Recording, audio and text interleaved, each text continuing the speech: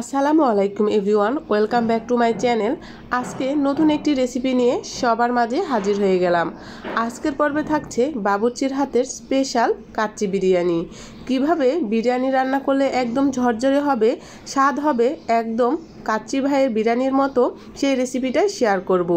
আজকে আমি A to Z recipe আপনাদের সাথে শেয়ার করছি। এই রেসিপি ফলো করে একবার যদি বাসায় রান্না করেন, স্বাদ হবে দ্বিগুণ আর খেতে হবে দুর্দান্ত। প্রিয় দর্শক, আজকে একদম বাবুর্চি স্টাইলে আমি কাচ্চি বিরিয়ানি রান্না করে দেখাবো। তো চলুন কথা না বাড়িয়ে চলে যাচ্ছি ঝটপট মূল রেসিপিতে। কাচ্চি বিরিয়ানি রান্না করার জন্য আমি এখানে বাসমতি চাল নিয়েছি। তো বাসমতি চাল এখানে নিয়েছি আধা কেজি। তো আধা কেজি চাল দিয়ে আজকে আপনাদেরকে বিরিয়ানি তৈরি করে দেখাবো। বিরিয়ানি রান্না করার ক্ষেত্রে সর্বপ্রথম চালটাকে ভিজিয়ে রাখতে হবে আধা ঘন্টার জন্য। আমি একবার সুন্দর করে পানি দিয়ে ওয়াশ করে নেব, তারপর ভিজিয়ে রাখবো আধা ঘন্টার জন্য। তো অবশ্যই কিন্তু কাচ্চি বিরিয়ানি রান্না করার ক্ষেত্রে এই স্টেপটা ফলো করতে হবে। চালটাকে আগে ভিজিয়ে রাখতে হবে। এভাবে হাত দিয়ে দুই একবার পানিটা চেঞ্জ করে তারপরে আপনারা কিন্তু চালটা এভাবে পানির ভিতরে ভিজিয়ে রাখবেন, তাহলে কিন্তু বিরিয়ানি একদম ঝরঝরে হবে, চালটা কিন্তু নরম হয়ে যাবে। চালটা ভিজিয়ে রাখলাম, এবার চলে যাচ্ছি অন্য প্রসেসে। এখানে আমি আধা কেজি বাসমতি চালের জন্য 1 কেজি গরুর মাংস নিয়েছি। আর গরুর মাংস কিন্তু অবশ্যই বড় বড় পিস করতে হবে। কাচ্চি বিরিয়ানিতে কিন্তু দেখবেন গরুর মাংসগুলো বড় বড় থাকে। তো 1 কেজি গরুর মাংসের জন্য আমি এখানে 1 কাপ পেঁয়াজ বেরেস্তা নিয়েছি। সাথে দিয়ে দিলাম দারচিনি, তেজপাতা, লবঙ্গ, এলাচ। আর এখানে নিয়ে নিচ্ছি 4 ভাগের 1 ভাগ জায়ফল। জায়ফলটা আমি সুন্দর মতো গুঁড়ো করে দিয়ে দিলাম।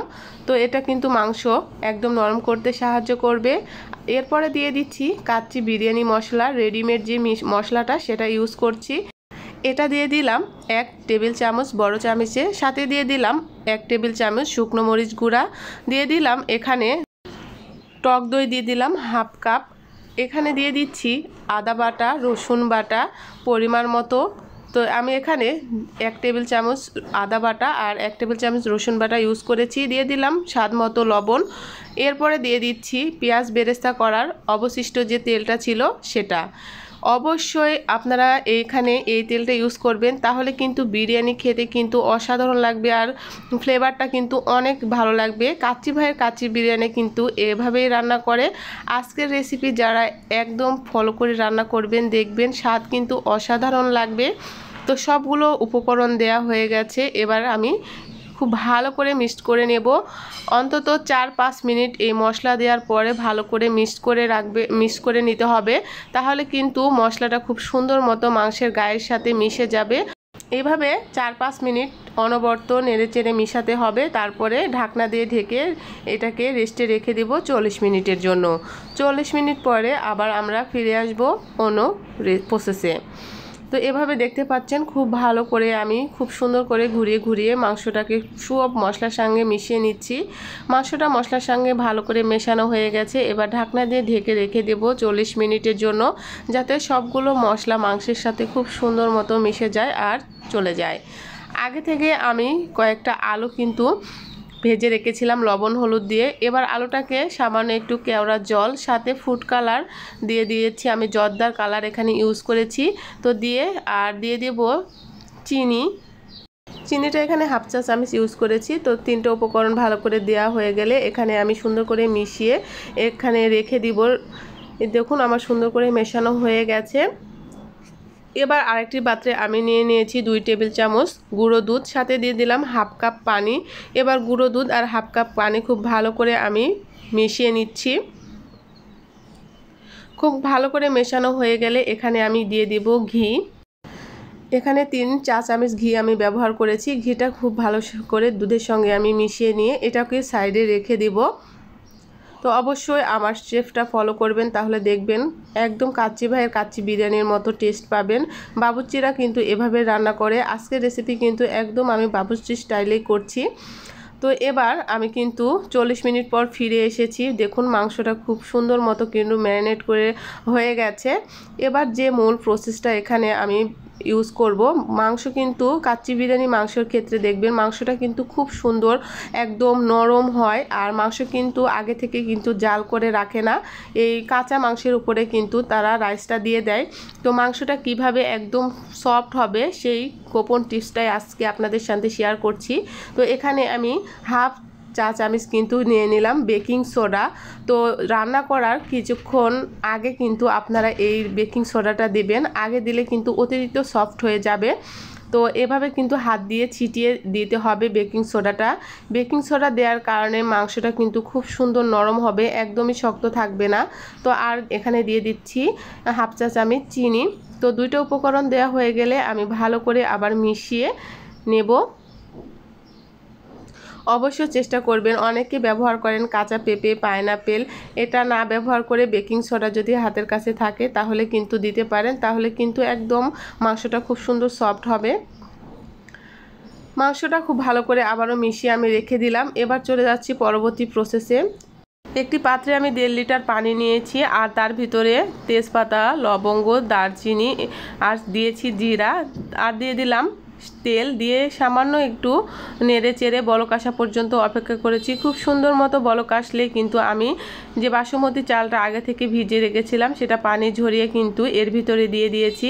তো খুব সুন্দর মতো সাথে সাথে নেড়ে চেড়ে দিচ্ছি, তাছাড়া কিন্তু দলা পেকে যাবে। তো চালটা দেওয়ার সাথে সাথে চেষ্টা করবে নেড়ে চেড়ে, আর কিছুক্ষণ পরে দেখবেন আপনার রাইসটা হয়ে গেছে কিনা একটু চেক করে নেবেন। কিভাবে বুঝবেন আপনার রাইসটা একদম হয়ে গেছে? দেখুন একটু চাপ দিলে মাঝখানে একটু সাদার মতো থাকবে, তখন বুঝে নেবেন যে আপনার একদম চালটা পারফেক্ট সিদ্ধ হয়ে গেছে। তো এখানে কিন্তু 70% মতো চালটাকে সিদ্ধ করতে হবে কাচ্চি বিরিয়ানি রান্নার ক্ষেত্রে। তো চালটা কিন্তু আমি পানি ঝরিয়ে দিয়েছি। এদিকে আরেকটা প্রসেসে চলে এসেছি। আগে থেকে যে আলুটা আমি ম্যারিনেট করে রেখেছিলাম সেটা কিন্তু মাংসের উপরে সুন্দর মতো সাজিয়ে দিয়েছি। তারপরে আমি এই যে রাইসটা দিয়ে দিচ্ছি। তো খুব সুন্দর মতো কিন্তু আমি রাইসটাকে ঝরঝরে করে নিয়েছি, 70%-এর মতো সেদ্ধ করে নিয়েছি। এবার গরম অবস্থায় কিন্তু ম্যারিনেট করা মাংসের উপরে কিন্তু রাইসটা আমি সুন্দর মতো সেট করে দিচ্ছি। তো এই প্রসেসটা কিন্তু খুব ভালো করে লক্ষ্য করবেন কিভাবে দিচ্ছি। খুব ভালো করে কিন্তু আমি চারিপাশে একদম চেপে চেপে রাইসটা ভালো করে দিয়ে দিচ্ছি।